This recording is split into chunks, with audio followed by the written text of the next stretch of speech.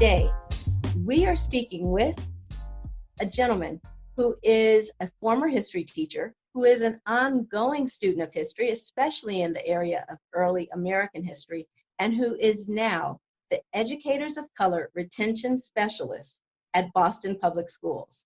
We welcome a Boston native, Dr. Rashaun Martin. Welcome, Dr. Martin. Oh, thank you. Well, that's kind of a brief and general introduction to you. Can you tell us a little bit more about yourself? I was born and raised here in the city of Boston, where I currently live. I have two daughters who are in the 5th and 3rd grade, and my wife is also an educator. She's a guidance counselor, also here in the Boston public schools. My family has pretty much lived here their entire life here in Boston, and so I kind of fit that prototypical sort of Bostonian definition, because I've had about 3 or 4 generations of Boston family growing up here in the city. I've been in the field of education my entire career after getting my history degree at the Catholic University in Washington, D.C., and then I started teaching after going to graduate school at Simmons College, taught early American history to 8th graders, taught ancient history to 9th graders, spent some time as a principal, was a curriculum director for a school district, and now doing the diversity retention work here in the Boston Public Schools as the Educators of Color retention specialist. And it's been good work. It's critical work as we seek to help increase and retain a diverse workforce so that our professional staff more closely mirrors the demographics of the students that we teach. My listeners know by now, I am an educator here in Long Beach, Unified in Long Beach, California. From your viewpoint, what is 1 or 2 of the major hurdles in having people of color work as educators? And what is the biggest challenge for you in your job? Sure. Well, I think part of it is recruiting, because we have to get more of our folks of color into the education field.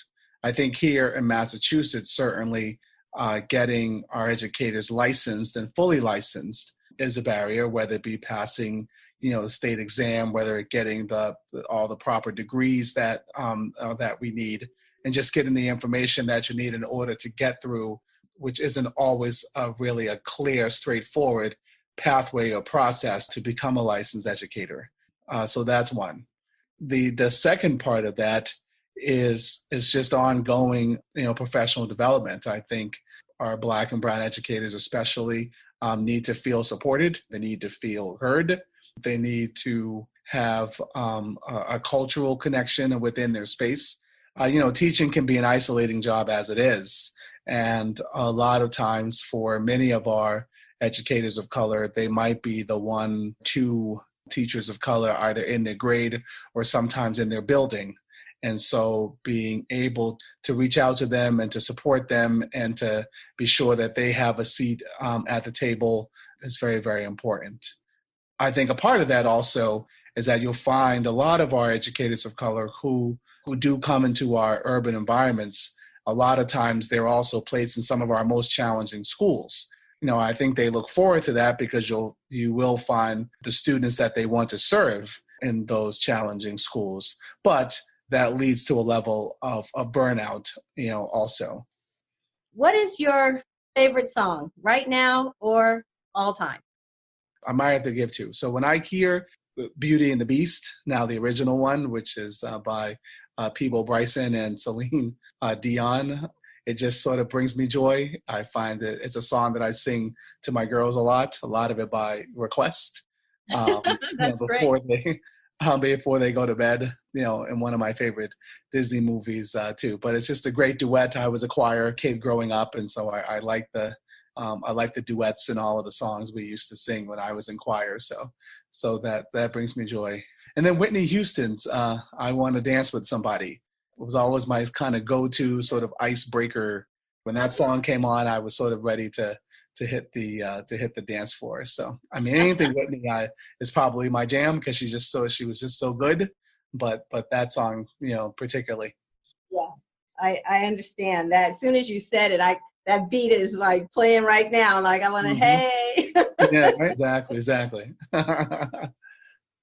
It's so hard to isolate a favorite childhood memory, and yet that's what I ask people to do. So you Hmm. may have multiple, but what's a Yeah. favorite childhood memory? Um, I think pretty cool just adventures that I always had with an aunt. My dad wasn't around growing up. I had a young single mom, but my dad's sister was sort of that one who stepped in to look out, for me. She seemed like she just knew all the people, or the right people here in Boston, and knew all the places to go.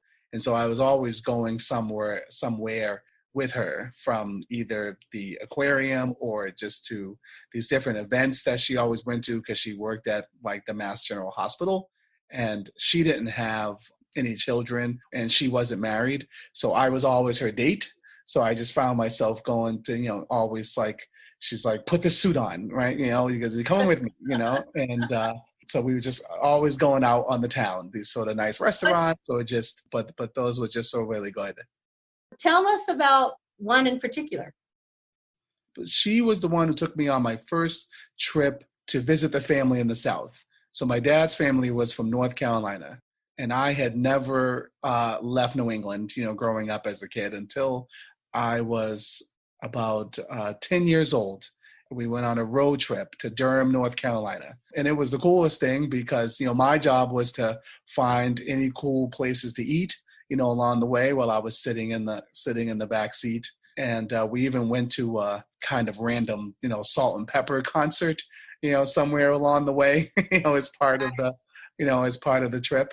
But just at the time, going through all of the different states to get from here, to North Carolina, and just making some stops along the way. And my aunt actually knew a fairly good amount of history, and she wanted me to just have these different experiences in some of the different states, and she probably really catalyzed my desire to travel. And I've traveled extensively around the world during the course of my lifetime, but that probably is what set it off, when we went on that road trip, which was cool.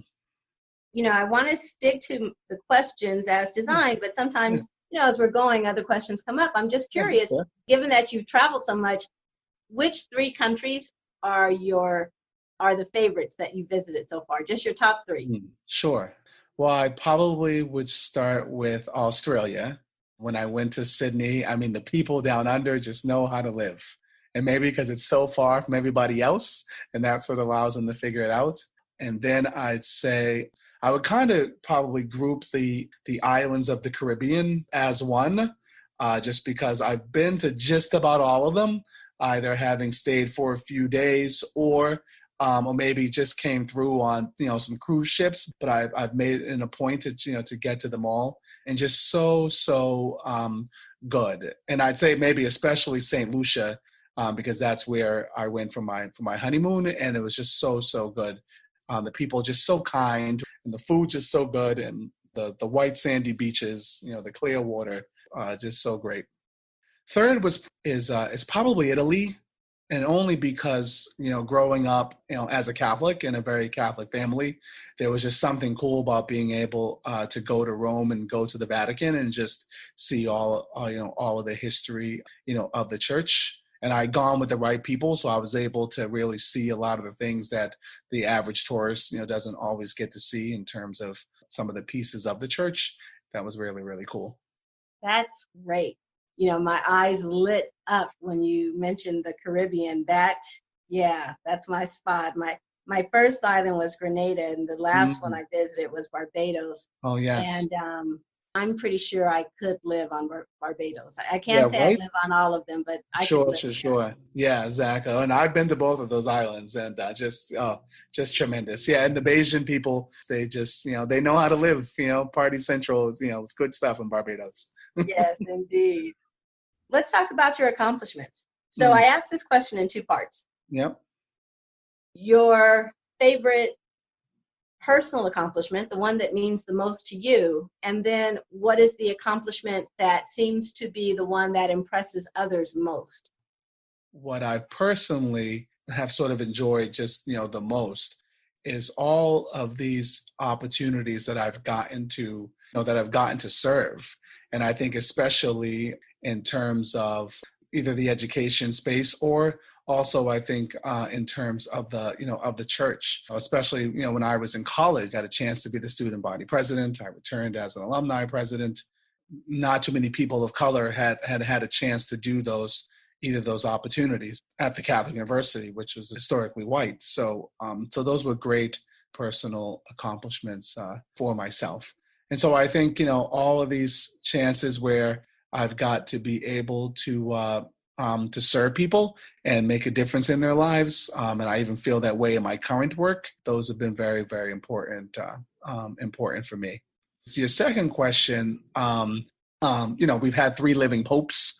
We've had 3 popes in my lifetime, actually is the way I should say it. And I've been able to get, in close proximity to all 3 of them. So over the Say course more about of my that. lifetime. I've been able to travel on these World Youth Day events that was started by Pope John Paul II. And so each time I got a chance to go, we kind of were able to figure out how to get sometimes, just about within arm's length or some people length, of the Pope, even amongst millions of people trying to get to him. So what I hear you saying is that of the 3 popes that we've had in your lifetime. Yeah, so John Paul II, Benedict XVI, and Pope Francis. Yeah, I've been able to get into their presence, just close enough to where you're able to sort of look them in the eyes.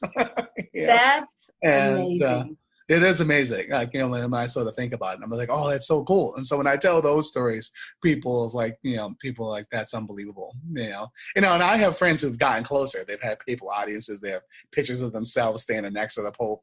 They're getting gifts from them. I'm sort of, course, super jealous. But but I'll take my, the space that I've gotten into.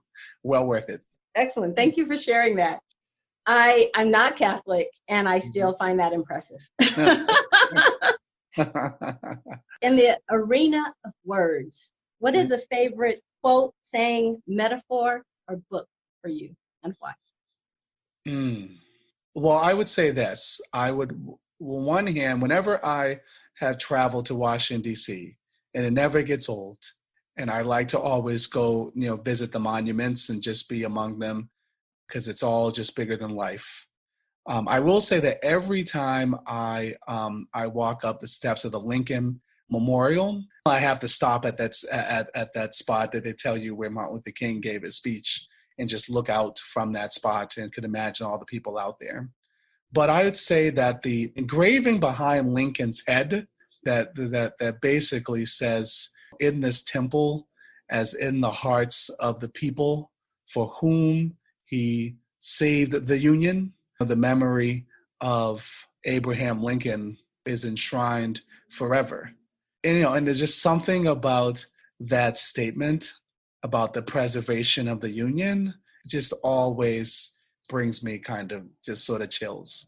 And I just always go there, and I sort of always reread it. And it's just a powerful thing for me.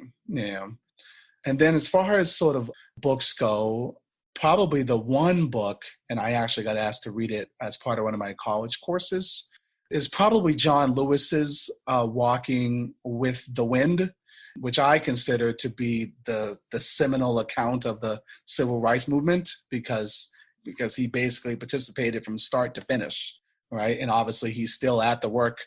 And it's just so well written, and it's written to the point to where you feel like, you're actually there, because you're just walking along with him as he's telling you how it unfolds, almost basically in real time. It's actually quite brilliant that he remembers just about every single moment. If you want to learn about the civil rights movement, you have to read John Lewis's book. Probably took about 8 months, but I was able to get a signed copy, from him, which, amongst my sort of many authored signature books, it's probably one of my most prized possessions now. One of the things I love about that question is every book that one of the brothers shares is one more place that listeners can go to educate themselves. Sure. Because we have so often in the past just relied on what was taught in school. And I think this movement, this uprising has shone a light on the fact that if you're just relying on that, you're getting less than 1% of what you need, not what's available, but just of what you need. And so I love that people get to hear these books dropped. And one of the groups that I didn't really, was not even on my mind when I started this, but that I now realize will be part of this audience are young Black men who are looking for these voices that they will get to hear all these recommended readings. Just, great stuff. What is a person, moment, conversation, or event that stands out as either changing the trajectory of your life or played a significant role in the unfolding of your life? I think it goes back to my aunt, and a large part when I went to go live with her when I was in the 6th grade. You know, my mom had moved us out of my grandmother's house when I was around 10 years old. But then when we looked around, it was just the three of us, her, myself, and, and my sister. And I think that sort of struggle as a single mom on your own, was really real, right? And now that we left the comfy confines of my grandmother's house, and I just lucked out that my aunt, my dad's sister, happened to live up the street, and my school bus stop was between my house and hers. And so she asked my mom if I could, come stay with her, and I did.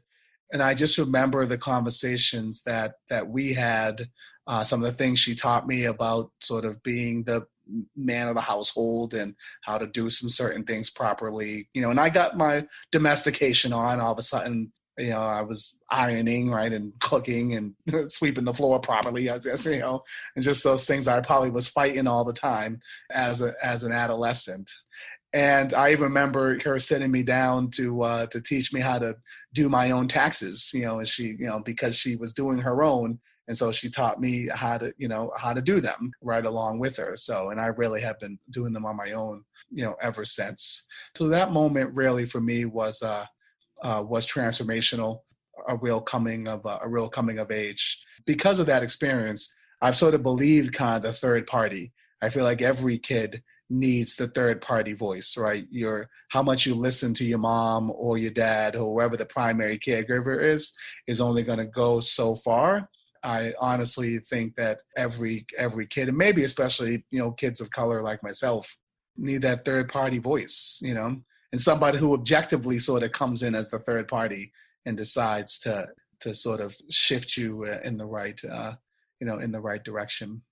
Yes, absolutely. Yeah. So what is a moment or event that highlights your experience as a Black man in America? I think that all of the institutions that I've been a part of, where I very quickly realized that I was the only one in the room, I think is a very part of the experience of being Black in America, and knowing or learning how to navigate those spaces.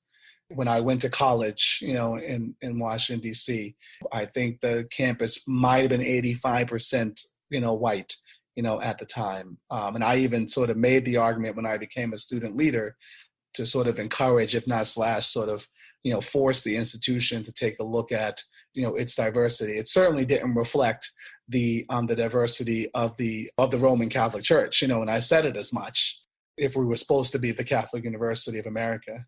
And so, when I became the student body president, you look around and you realize you're one of the few Black students, if not the only one, who's in a position of leadership. When I eventually came back to lead the Alumni Association, there weren't many alumni of color, who were in position, of leadership. I've sat on boards of organizations, even here in Boston, during my time at the USS Constitution Museum. And I loved the place and had a tremendous experience. But I was on that board for 9 years. and was the only African American, civilian who was on that board. So I think, and time and again, when I've showed up in places of either influence or just be a part of institutions that just weren't diverse, there was just some very, very white spaces. And when you're the only one, you just know that the standard more likely just might be different for you than for everyone else.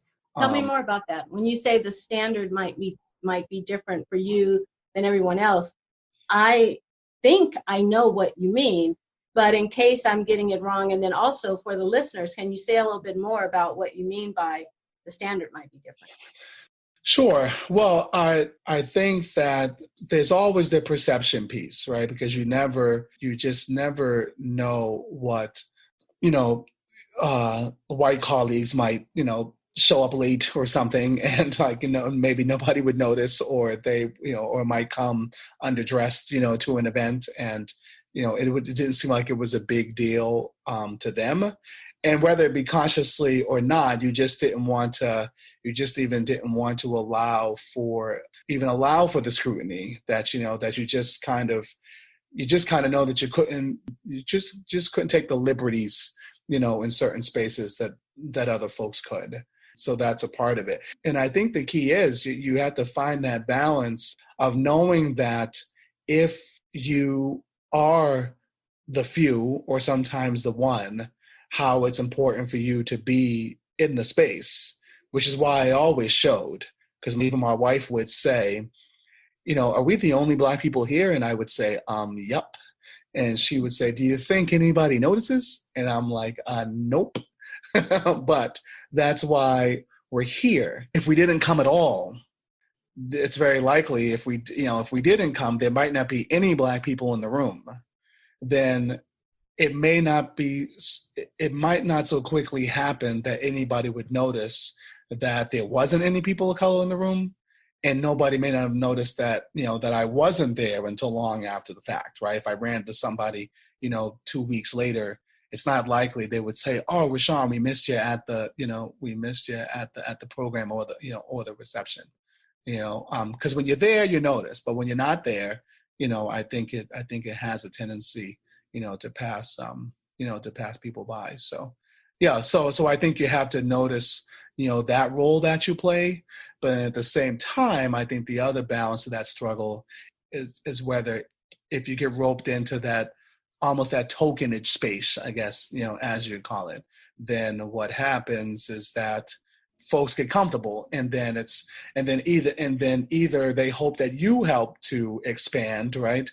The tent, or bring other folks of color in, which isn't, as easy, I think, as people think, or the complacency just settles in, like, well, at least we have one. And you make a great point there. Yeah. Have you had any interactions with law enforcement? And if so, any that stand out? What can you share with us about your experiences there? I haven't had any recently. I do remember the presence of, law enforcement when I was younger. On one hand, I remember the housing complex that I was growing up in here in Boston had its own sort of police detail. And they were a private company that was rented out to sort of patrol the complex. And, the fascinating part, and I really thought more about it as I got older, but I think I knew then, was that a lot of the men, as I don't think there were any women, didn't live in the community.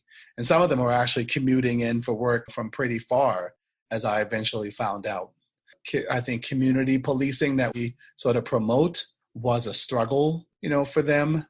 And I just remember that at least how important I thought it was for me to get to know who the guys were, so that they sort of knew who I was, and maybe I could also help them understand, who everyone else was as they were patrolling the community. And it sounds like, were they armed security or actual police? No question about it. Yeah, they were completely armed, full, arresting power, they probably, had to call somebody if they wanted to send you off to the lockup for overnight. But I think there was a place to hold you right in the complex. So you took on getting to know. I think maybe because I found myself a lot of times having to have certain conversations with authority really on behalf of some of my friends, in the neighborhood. I was sort of the chief negotiator. If I thought we were in a spot, all right, nobody say anything, let me speak, which I was okay with doing. So yeah, so that was just part of the interaction. But it does, it just, as I think about it as an adult now, it's not lost on me how sort of a police state it kind of was, because it was a 24-hour security. There weren't nearly as many guys on duty during the day as there was when the night shift sort of came. But how large was this community? I'm just curious. Well, it was a full block of housing projects. So probably each piece of a project building probably had 15, 20 units in a piece, down the entire street. I mean, okay. Yeah. So I think your typical, sort of urban housing development, not nearly as large, maybe something that you would see in the Bronx, but large enough. Thinking of her as either a woman who is a sister, wife, friend, neighbor, lover, stranger. If the U.S. were a woman, what would you say to her? That's a good question. Well, I think first thing I would just have to, apologize, really apologize on history's behalf for all of the, I think in a lot of ways, sort of unasked for, I'd say torture, that she has, gone through since the country's inception.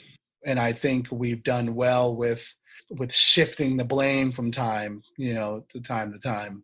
I think an overwhelming apology for the chaos, and I think a lot of times unnecessary chaos, that we have inflicted upon us. And I think the other piece I would say is thanks at the same time. Thanks for taking care of all of those, in very little ways and in very large ways, of who has passed through these shores over its history. And it certainly hasn't been easy, and there's a lot of work to do. But the country has taken care of folks, right? And in its own way, which in a lot of ways is probably more women-esque, than it would be, as a guy. So yeah, so sorry and thank you would be the two things I would have to say. Right. And I get it. It's like if you were to think of her as a mother, she may be an imperfect mother, but there's nurturing there. Yes. Yeah. So what is love to you? When I think of love, it's really a sense of caring, of unbridled caring, to where no matter the circumstance, no matter the work that it takes, you still do it, right? And whether that's for an individual or whether that's for a cause. Usually when love gets brought up, right, we think about it in terms of the people. But I do think you have to also have love either for life or also for what you're doing. And if you truly love either, I think, a person or what you're doing, then you do it uncircumstantially, you do it unconditionally. And I think most importantly, you do it regardless of the work. Because most people shy away from all the things that are hard, right? Or that take a lot of work. But if you're willing to do the work, then that's more likely going to bring the love. I know that we don't often think of Black men as Catholic, right? So that's come up. But is there anything that hasn't come up about you that challenges the stereotype that exists of Black males? I'd hope that approachability would be one thing. I sort of pride myself on being approachable. I think a lot of people share things with me. A lot of people come to me with sometimes with their problems, just need someone to talk to. And I pride myself on being a good listener. And so I think, there's a stereotype of the Black male sort of being, very hardened, right? And maybe unapproachable, right? And someone that you can't talk to or get close to. But you may find that there are a lot of us who are pretty sort of teddy bear like, and actually want to expand the tent and also, want to bring people in. And I love getting people together. I think I'm better with crowds and with a lot of people than I actually am better one-on-one, even though you probably may think that this was a decent one-on-one interview. But I'm actually better at speaking, with and to a lot of people. That just goes back to approachability and comfort and a willingness to be able to gather. And I think people would benefit from that with having a different lens about the Black male and maybe see them as approachable. We're not nearly as, I think, scary, for lack of a better phrase, as at times either history or media portrayal has made us out to be. There's an experience that I had that just has stayed with me so much. It's such a tiny thing, but it might have been 8 or 9 years ago. I was walking my dog. There's this young man walking towards me, young Black man, and he had kind of a hardened look about him, teenagey, that whole thing. Yeah. And the tendency is to not speak.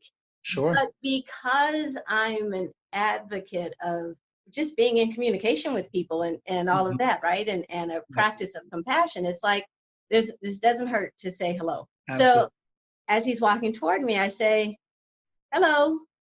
And it was amazing to watch that exterior that he wore as his protection melt away. This beautiful smile, just this warmth comes out from him as he says hello back.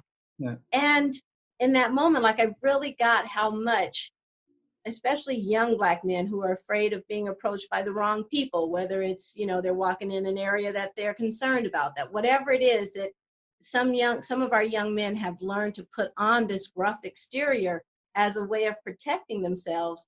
But what's underneath is exactly what you said. What's underneath is a teddy bear. Yep. So Absolutely. Thank you. Yeah, you're welcome. Thank you. From, the time that you knew that you would be doing this interview through the interview itself, is there anything that's now clearer to you or something new that's occurred to you? Is there anything that's now available from having participated in this?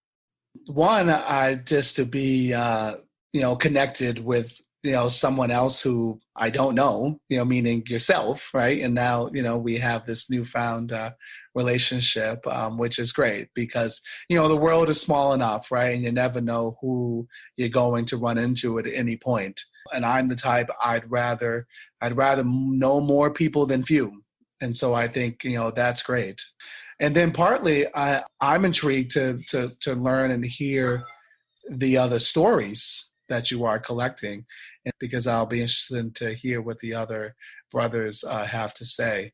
And then I think finally, I was intrigued by your thought of just sort of building this, this book collection, right? Because you're asking all of us the same question. And I said, oh, maybe I'll have this newfound recommended book list from Black men in America, which probably, doesn't, rarely exist in any real true capacity anywhere. So. Well, thank you. And, it is my intention to collect these recommended, both the favorite songs and the books that are recommended, and to create distinct lists of that people can find, and then continue to add to it so that people can, get to know these recommendations. One of the things that I'm left with, Rashaun, I'm left with how committed you are to the evolution of who we get to be in the world, that you're contributing to that by ensuring that young people have access to educators that look like them and or that they can relate to in a new or different way, and to diversify what is education in this country. And as we do that, we are going to have young people come up with a broader understanding of who we are. And I absolutely love that one of the areas that is important to you as a historian is early American history, because we don't know where we're going if we don't know where we've been or how we got here. And so thank you for marrying the knowledge of where we've been with where we are so that we can move forward in a more powerful way. And I can also see that your faith guides you in doing that, since service is so important to you. So I just want to thank you for being a man of service, a man who has faith and who has faith in our future. Thank you. Thank you. Thank you for listening. As you can hear, you do not want to miss any of these brothers. Make sure you subscribe. You can find more at our website, 365brothers.com, 365brothers.com. This is Robin Shine. To listen is to love.